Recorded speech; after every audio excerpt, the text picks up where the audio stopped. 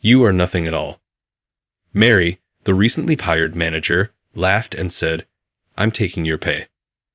My salary? Yes, that is what I am expressing. I ought to collect the unemployed workers' salaries. That makes it more meaningful. I have to provide for my wife and kids.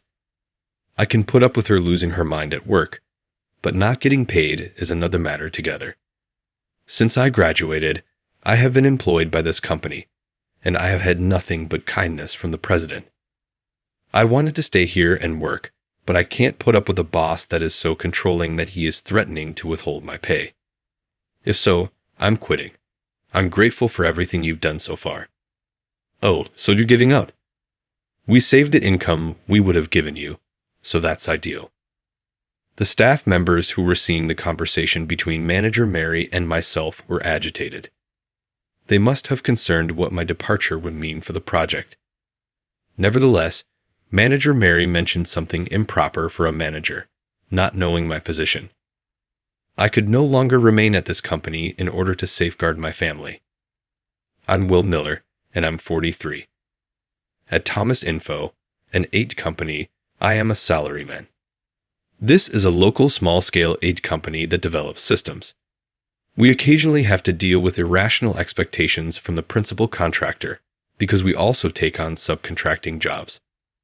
Although we used to work extra until 10 p.m. 10 years ago, the work style improvements implemented recently have made it less unpleasant than it was in the past. I work for Thomas Info in a certain capacity. Although I'm not heavily involved in the development process itself, it's a very significant function. I frequently work outside the office to complete my duties. As a result, there were times when I worked remotely from the workplace. After the former manager retired, a new manager was assigned to Thomas Info's development department one day. I was curious as to who would be selected, and it turned out to be Mary Wilson, a stranger from outside the organization. It appeared like she was in her late 30s. I'll be the development manager starting today. Wilson, Mary, it's good to meet you. Try not to cause too much difficulty for me, even though I'm sure you're all incompetent. When the staff heard this haughty greeting, they knew that someone unpleasant had arrived. I was concerned about how the development department would react to having someone of that caliber in charge. Who is that person? A woman whispered to me from nearby. She is Nancy Smith, a woman in her 30s who works in the same development department as me. Well, is she famous in the industry, or did she get the job through family connections? Manager Mary appears to be the president's niece based on what I later learned. She is the daughter of Thomas Info's president's sister. We nodded, assuming that her contacts helped her land the job. Although it was a somewhat last-minute appointment, these kinds of relationships are crucial in business management. With that in mind, I decided that Manager Mary's promotion was unavoidable. If there had been no issues afterwards, it would have been oked, but when Manager Mary took over, chaos broke out in the development department. As it happens, Mary knew very little about system development. As a result, there was confusion on the ground due to her inconsistent and off-target directions. But Manager Mary, if we do it as you say, the system won't work. Silence yourself. Are you implying that you are unable to obey my commands? To obey Manager Mary would be to put a stop to the development process. However, she became furious when I gave her advice. Naturally, her wrongdoings didn't end there. She attempted to work impulsively. However, if the task is abruptly increased, we won't be able to finish it. Why isn't this done yet? But you just told us yesterday, so it's very. She takes her work very lightly. She arrives in the department just prior to the start time and promptly departs after causing havoc. She doesn't seem to care that all of the staff is having trouble keeping up with the additional work that she has caused. If this keeps happening, the project will fail and the staff's irritation will blow up. I talked to her since I was experiencing this issue. Manager Mary, what? I called out, and Manager Mary gave me a frustrated expression. She then looked down on me with a sneer. It's the ineffective man who rarely appears, which is who I was wondering who it was. Are you blind to the problems the department is facing?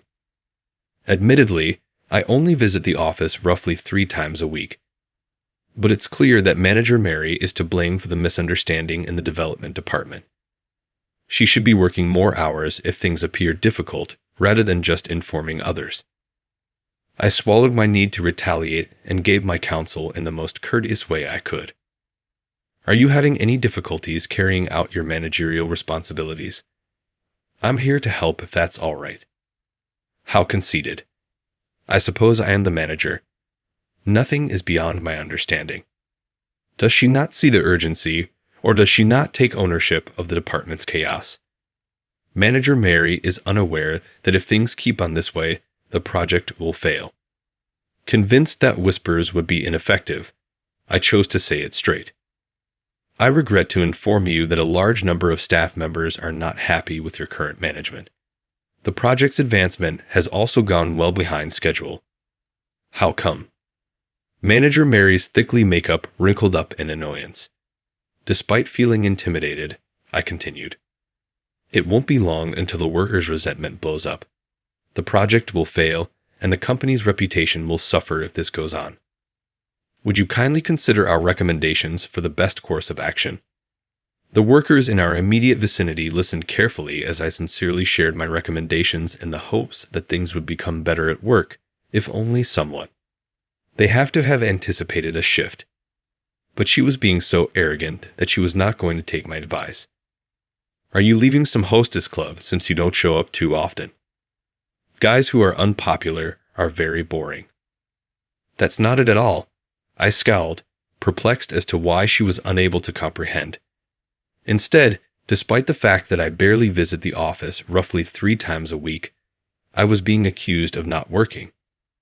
On the other days, I labor outside with diligence. These are all things that only I am capable of doing. Despite having recently taken on the role of manager, it appears that she is unaware of my outside activities.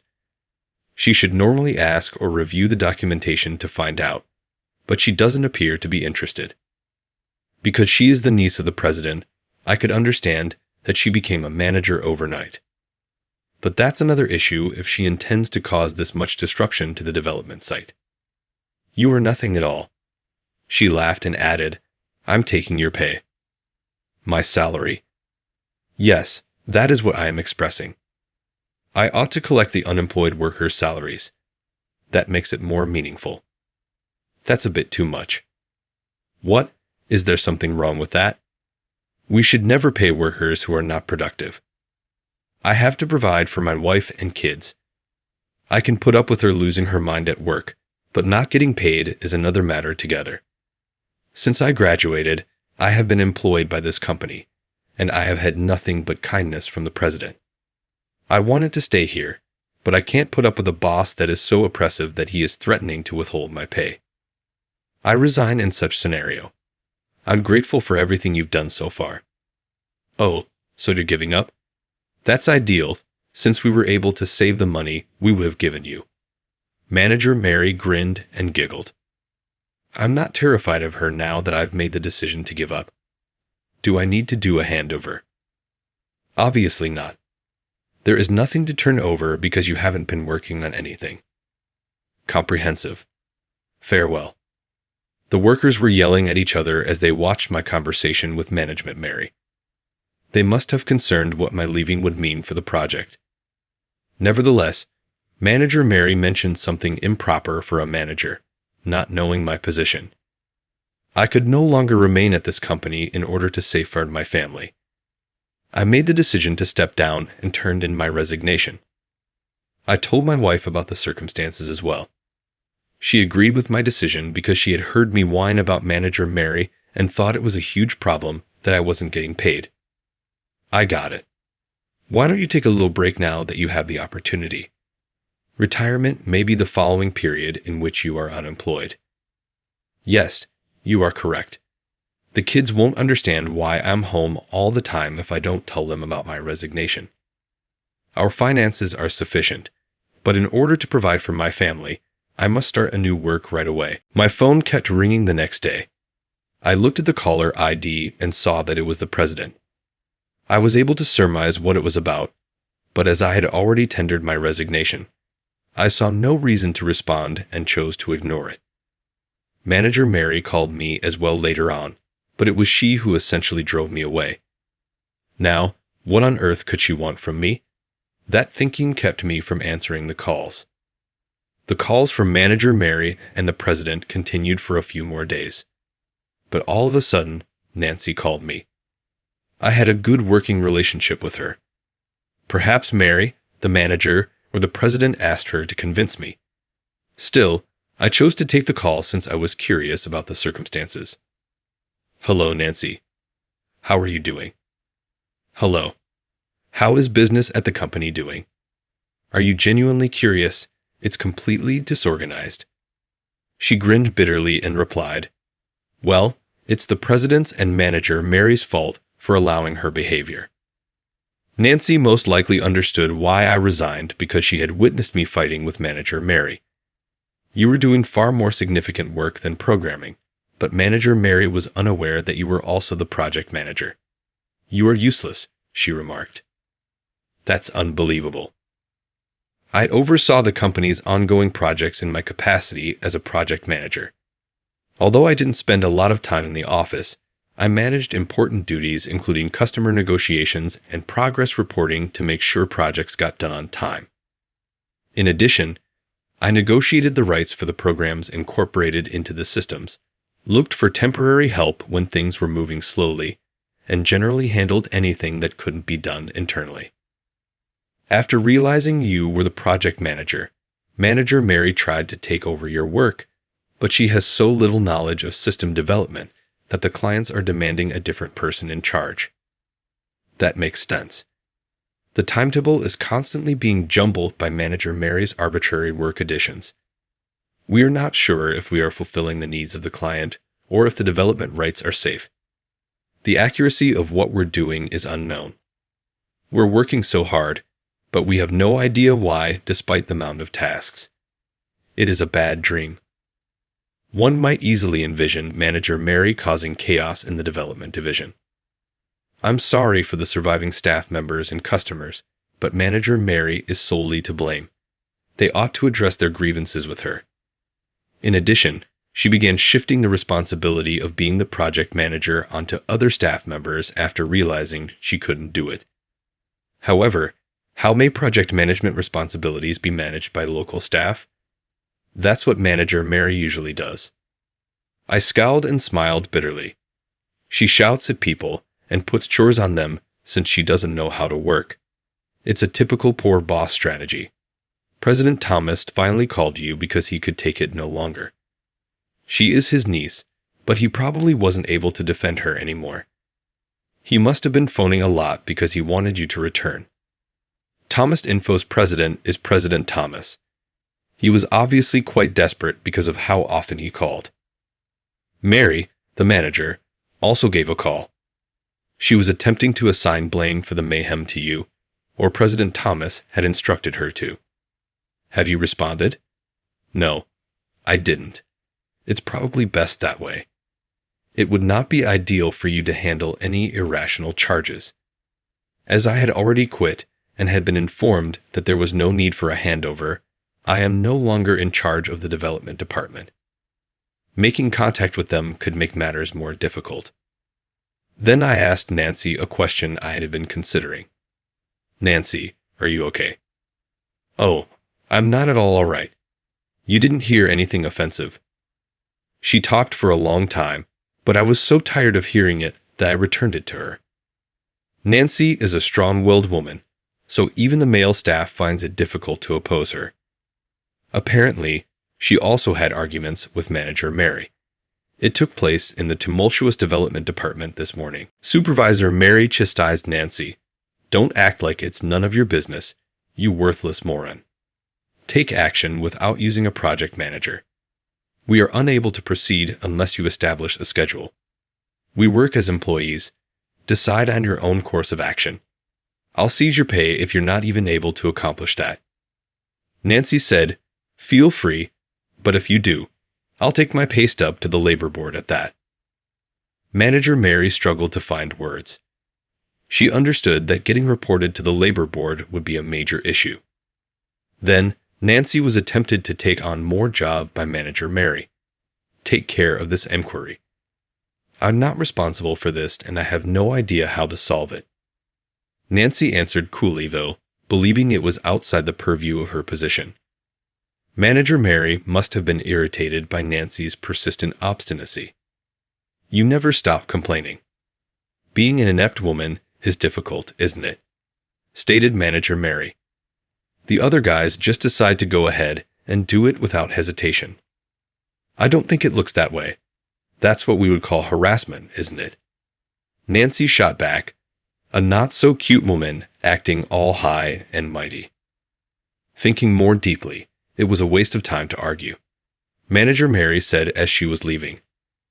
Nancy succeeded in chasing Manager Mary off. I grinned as I listened to her story. You're strong, Riley, being in a position to say that much. Actually, all I did was voice what had to be stated. It's uncommon for her to be allowed to voice her opinions at this company. Manager Mary was forced to concede for this reason. Are you returning to the company? I'm thinking about it. Really? It's difficult to let go after almost 20 years of employment at this organization, starting when I was a recent graduate. I would feel more confident returning to Thomas Info if the working environment is restored than looking for another position. I would be delighted if you returned. So, what's stopping you? It's Mary, the manager. It's clear that Manager Mary is the reason I don't want to go back. She'll keep up her antics in the development division. I had no desire to tidy up her spills. Nancy then said something in a semi-satisfied tone. I believe she may eventually resign. Why do you feel that way? She is the niece of the president. She won't be released so lightly, in my opinion. Well, later on, I heard something. President Thomas gave me another call. I used to ignore the call since I didn't want to get into any difficulty, but after learning certain details from Nancy, I chose to pick up and pay attention. I sincerely apologize, Will. I never thought my niece would act in such a horrible way. What is the company's present state of affairs? It's a total disarray. The clients are quite irate because the project isn't moving forward at all. The workers claim they are unable to continue working for such a corporation. President Thomas let out a long sigh. I'm making a valiant effort to reassure the staff members who are ready to turn in their resignation letters. This is pretty bad, and if it keeps up, our business will actually fail. Resignation letters must be accepted by the company if they are presented. But if they take that action right now, the business will cease to exist. He's requesting that the staff hold off a little bit longer. It resembles trying to stop an impending dam breach. After that, I had a question that had been on my mind. What initially drew Manager Mary to Thomas Info? Well, even among our relatives, we've always had problems with her. Really? I had never before heard that President Thomas had appointed her as a manager out of the blue just because she was related to him. I had assumed that to be the case, but the situation didn't appear to fit. The sole daughter of my sister is Manager Mary. My sister is a secretary at a logistics company where she married Mary, the president. Being the only daughter of the president, Mary was spoilt, and that's what happened. By no means was he putting up with Manager Mary's egotistical actions. I was a little relieved to know how he really felt. Even so, I was somewhat aback to discover that Manager Mary was the president of a different company's daughter. Her conceited attitude seemed more understandable after learning this. She nonetheless managed to graduate from college in spite of her laziness. She was unable to hold down a job, though, and has since changed employment 6 times. She made multiple attempts at dating but was consistently dumped. Even when her relationships and career didn't go well, her pride kept her out of control. I had no idea she had such a convoluted past before coming to work at Thomas Info. Knowing this, I could see why President Thomas chose to appoint someone with her qualifications. I realized he had his troubles and started to feel a little sorry for him. even though I had suffered because of her. She was initially meant to work for her parents' business, but she grumbled that the logistics were too boring. I was forced to take her in since she insisted on working for a company that paid well. My aim was that it would serve as a springboard for her to engage with society. Though he was her uncle and grudgingly granted his sister's and brother-in-law's request, President Thomas undoubtedly didn't really want to appoint her as manager. He had to know what might happen if he promoted her to manager. But in the hopes that it would ease her transition into society, he recruited Manager Mary. It would appear that she was unimpressed with President Thomas's kindness, but I was done with her after this happened. My sister and brother-in-law agreed that we are no longer obligated to spoil her when I spoke with them. They made an effort to assist her in becoming self-sufficient, but Manager Mary completely ignored them. She was full of pride and never felt guilty, therefore she didn't have any appreciation for her family's support. I spoke with Nancy as well, and there are some unanswered questions. Could you please return? Manager Mary is going to be fired. Is it all right for me to return? Yes, in fact, we are unable to restore order to this place without you. I apologize for the chaos, but now that you're back, maybe the workers who are considering quitting will think twice. Then what about these prerequisites? I gave President Thomas a suggestion after pausing to consider it. He saw the value in it and agreed. It was agreed that I would return to work at Thomas Info. Manager Mary, meanwhile, received word of her termination. I visited the president's office to talk about this issue. Manager Mary was also called in at the same moment. Rather than brushing her off cold, he offered her an opportunity to speak. Perhaps in an attempt to get her to think things through and find a different way to make apologies. This was President Thomas's final act of compassion. Manager Mary scowled as she saw me walk into the room. Why is he here? What language do you speak? Do you understand why this place has summoned you? Obviously. I'm being fired, which is ridiculous. Why? It's not at all ridiculous. It's obvious that you don't know how the development department is doing. Are you able to offer any defense remarks? Here, if she had taken responsibility for her mistakes, there could have been hope. But Manager Mary answered in a frantic manner rather than expressing regret. Why am I being fired when I've done nothing wrong? It's because you didn't do the handover properly. I wasn't going to give in to her anymore, even if it appeared like she was only going to blame me.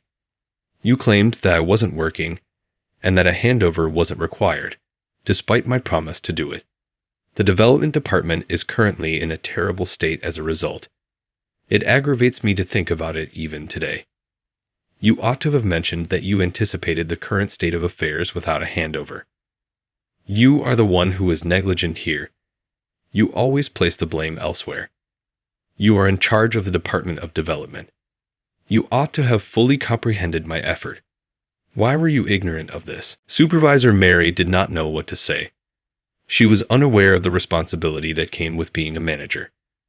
She most likely believed that she could simply boss her subordinates around and get paid a lot of money. Relying on someone who has quit is pitiful. Didn't you let me go because you could manage without me? Cease talking. You claim as much, yet I have the right to sue you for damages due to your careless resignation. This mess was caused by the project manager who left without a handover. It should be you who accepts accountability. You threatened to seize my income, so I resigned. Isn't it excessive to expect me to assume ownership of the project while putting me in charge of charitable work? Salary confiscation. What is it?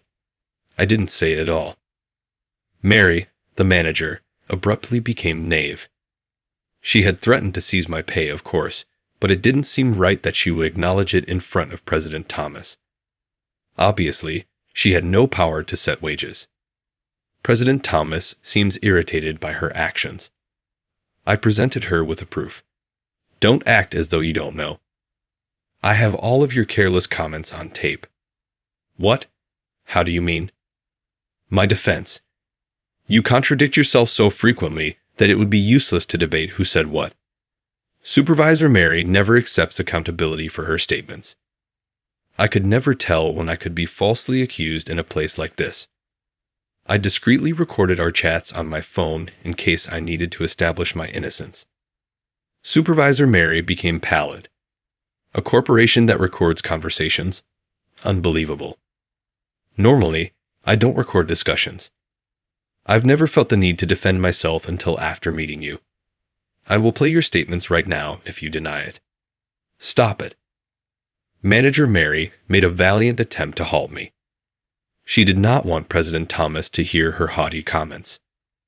There was only one thing she could do if she did not want the recording to play.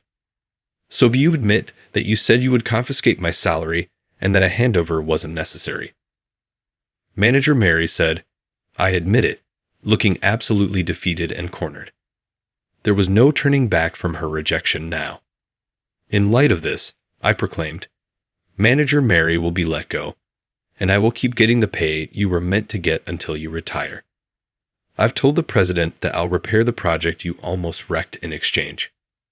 What? Remain less shocked. It is reasonable to take your income since you haven't been working. Manager Mary could barely contain her shock upon learning that I would be collecting her pay.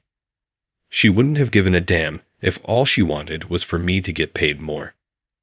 It was frustrating, though, that I would be receiving the money intended for her. Stop being absurd. Are you stealing from me?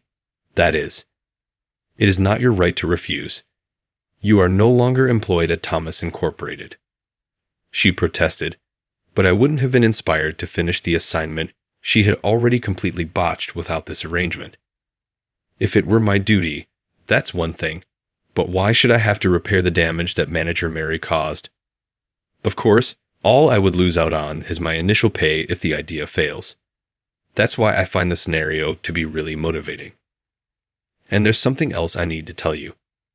What is it now? It was terrible enough to be fired and have her money seized by someone she detested. What more is possible? Something about her expression said, Nancy. Yes, Nancy came into the president's office at the summons of President Thomas. It seemed that she had been standing by in the corridor the entire time. I hear you found something. Yes, something that meets your expectations. What is it? What topic are you discussing? Manager Mary became alarmed at seeing President Thomas wearing a severe expression and Nancy grinning. I was aware that President Thomas and Nancy were looking into something pertaining to Manager Mary. Perhaps they had made a breakthrough. She was seen snatching a bank book by the surveillance camera around a week ago. Additionally, a $3,000 suspicious withdrawal has occurred. You can't talk your way out of this, Manager Mary. What? Manager Mary made a sloppy attempt at stealing, but she had actually stolen business funds. She had greatly overestimated the circumstances if she had believed she wouldn't be discovered. Whatever? What my sister said turned out to be accurate. What was said by my mother? Something President Thomas said to the agitated Manager Mary, appearing irritated. She added that you were using your parents' money to pay for hosts and purchase designer items that you could flaunt on social media. And you attempted to steal from our business instead of complying with their attempts to stop you. A lie. That is not what I did.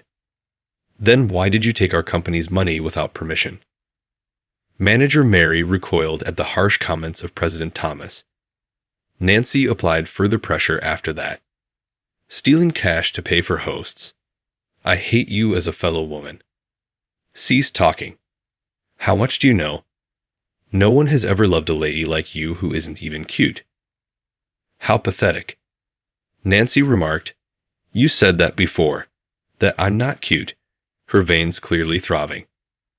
Nancy reacted like an adult should have when she was labeled ugly, but she must have been furious on the inside.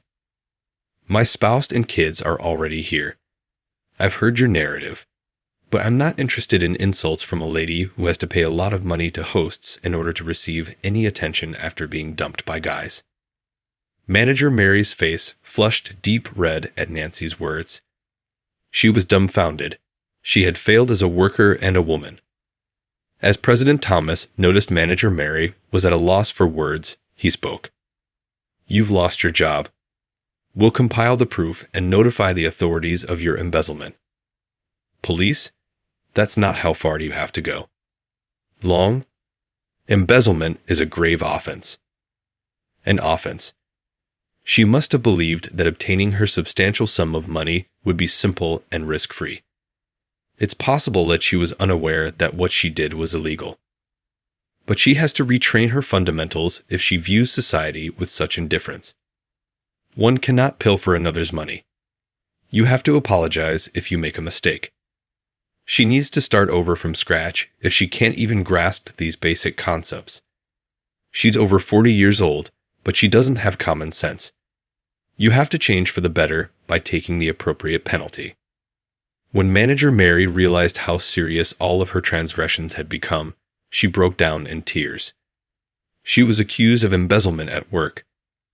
Mary was taken into custody and questioned. It came to light throughout the investigation that she had also embezzled money from guys she had dated. She was accused of fraud, which made her charges more serious. Given the seriousness of her several offenses, she received a 7-year prison sentence. She argued in court that she wasn't at fault, but naturally, it wasn't accepted. Legally speaking, everything she had done was wrong. Maybe a 7-year sentence will make Mary reconsider how she views society. She will probably be in her late 40s when she is liberated, though. She won't be able to start again easily at that age. Her future appears gloomy, even if she manages to learn common sense today. As stated, I'm still employed at Thomas Info. I will get the salary Mary was scheduled to have till she retired if I can bring the project back to life. This is an amazing promise, and it motivates me much to rework the project. When my wife learned that I had found new work and might even be receiving a sizable pay rise, she was happy. It seemed that our kids were unaware of my temporary resignation. I was a little nervous about saying sorry to the clients, but I did apologize and gave them an update on our future plans. We succeeded in carrying on economic dealings with them. Mary was fired, and the development department got back to normal 2 weeks later. After we were able to extend the project's deadline, things started to move forward again. I'm happy to see you back. The project is safe as of right now. You're exaggerating, but I'll do my best. How much the president expects from me is evident in the contract he signed on my behalf. Making this initiative a success was my promise to